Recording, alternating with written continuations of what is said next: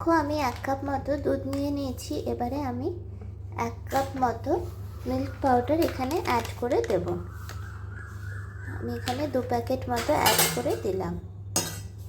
এটা ভালো করে মিশিয়ে নেব।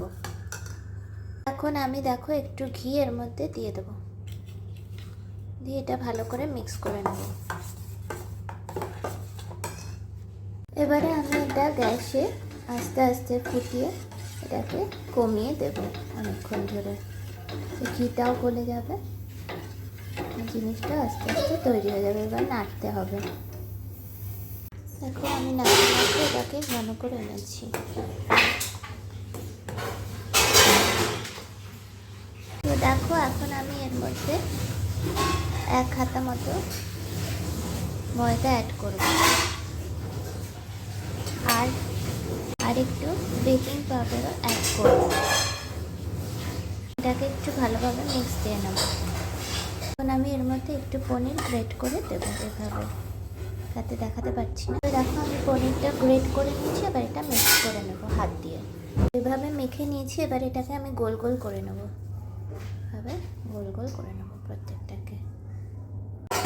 দেখো এবারে গরম হয়ে গেছে। আমি ওপর দিয়ে এভাবে তেল দেবো। এভাবে একটু লাল লাল করে ভেজে নেব, উল্টে পাল্টে একটু বেশ কিছুক্ষণ ধরে ভেজে দেবো।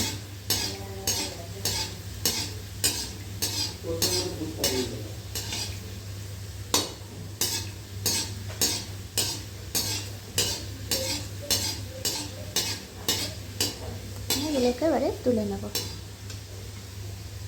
দেখো এভাবে আমি ভেজে নিয়েছি। এবার আমি শিরাটা তৈরি করে নেব। আমি কড়াইতে 2 কাপ মতো চিনি নিয়ে নিয়েছি। এবারে এটাকে গলিয়ে নেব। এলাচ আর লবঙ্গ আমি এখানে দিয়ে দিচ্ছি। এবারে আমি একটু পরিমাণ মতো একটু জল অ্যাড করে নেব, যাতে একটু ঘন ঘন হয়। এটাকে একটু শিরা তৈরি করে নেব।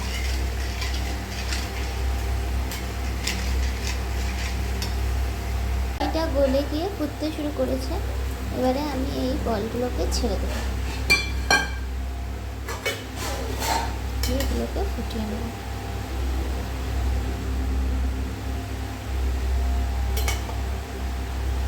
আস্তে আস্তে দেখো আমার ফুলে কত বড় বড় গোল হয়ে যাচ্ছে। এটা আমি 5-10 মিনিট ফুটিয়ে নেব।